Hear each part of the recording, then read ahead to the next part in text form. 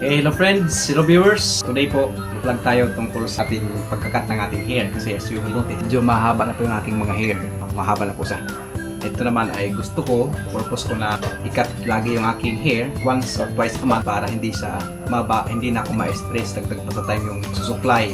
Kaya naisipan ko, para hindi magastos masyado, mag self cut na lang gamit itong mga order natin sa online shops na razors. Kasi gusto ko na laging nag-trim ko dito parte para hindi siya masyadong magulo. Kasi yung aking buhok kapag mahaba ay parang buhok ng baboy, iba-iba yung direksyon. Ito yung mga gamitin ko, siyempre meron tayong malaking mirror at saka maliit na mirror para gagamitin pa natin yan sa likod. Meron tayong siyempre itong razor na di kuryente na nakasaksak na po yan sa kuryente. Sabi ko kanina, nabili po natin ito sa mga online shops. Pusa, meron tayong dalawang case ng emergency, gumagana po yan para in case na mag-back out, tuloy-tuloy pa rin po yung ating paggupit. Ano naman yung mga selectors, may mga different numbers po yan para sa kahaba ng putol ng buhok. At siyempre yung ating mga maintenance tools para at least medyo haba naman po yung ating mga tools. Okay? So, let's start. I would like to shout out sa aking tsuhin, si Papa Tilong, Dexter de la Cruz. Siya po kasi yung aking inspirasyon sa paggupit ko po sa aking sarili. Marahil po ay nanalay tayo sa aming mga dugo yung pagiging barbero. Nagugupitin po ako, pero ang ginugupitan ko po ay si Papa at yung aking lamang sarili. At yung mga gustong magpagupit siyempre. Minsan ako pa yung magbabayad. Ang style ng gupit ng aking naman na sa aking tsuhin ay isa lang, yung RB cut lang. Kasi nung si 80 din ako nung high school at nag-ROTC, nakita ko yung kagandahan ng RB cut. Malinis po siya tingnan at bumabagay din naman pala sa akin. Kaya mula noon, minsan na lang po ako magpahaba ng buhok. Kapag ka naman mahaba na, ay talagang yun ang aking pinapagupit, RB cut, para malinis yung mga gilid na ganyan.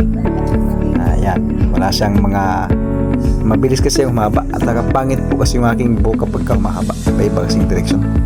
Ang isa pa sa dahilan kung bakit ay nagugupit nga ako kasi 2 weeks lang, mabilis tumubo yung aking buhok.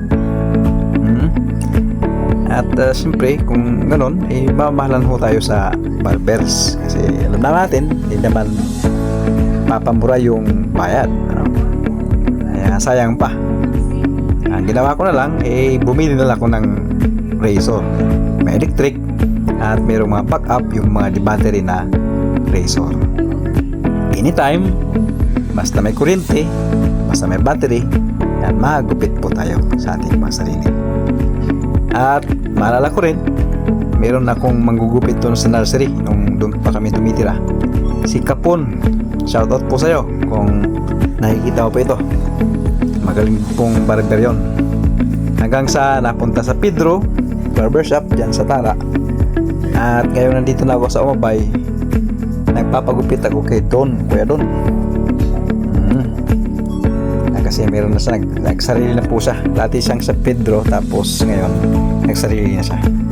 So kaya lang, dahil nga sa pagkatuklas ko ng ganito, skill ko, bihira na rin po ako magpagupit sa kanya. Siguro kung meron na mga okasyon ay na gusto nating maayos naman yung ating gupit, doon pa lang tayo nagpapagupit sa kanya. Pero kung wala naman, normal lang na humahaba yung buhok, ayan, yan ang ating nagagawa. Hindi naman ganong maganda yung looks ng ating output, wala naman po tayong ganong habol, no? Kasi akin lang naman maputol yung buhok. Hindi ho tayo nagnanais na maging gwapo sa paningin ng iba, kasi dati na yon, kasi di na rapat nagpuwa pa. Naging talero.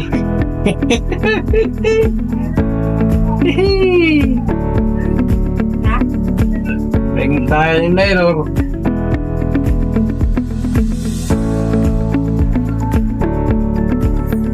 So sa point po ito ay tayo po ay nasa finishing touches na ng ating paggugupit.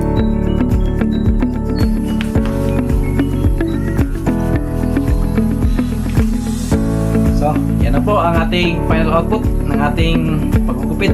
Sana ay nagustuhan nyo, pero kung hindi, comment down below. Ay comment na lang po kung ano yung suggestion. Kasi ito ay every time na gugupit ba ako, talang nangyari sa tile error. Kapag nakita ko okay na rin po yun. May mga paminsan-minsan cases na akala ko okay na, inaayos ko. At tapos, pagkayos ko, muling nasira. Kaya parang kakalbuin ko lang ulit. Ito po ay naging tile air na lamang at for your entertainment purposes only.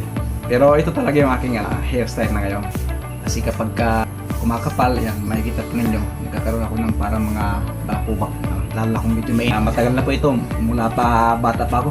Siguro, iba-ibang shampoo na ang ginamit ko, nagkalamansi na, ito yung mga sinubukan ko, na aloe vera.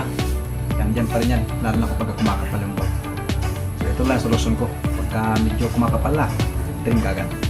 Right? So I hope you enjoy watching and thank you very much. Thank you very much po. Please support other videos po. Salamat!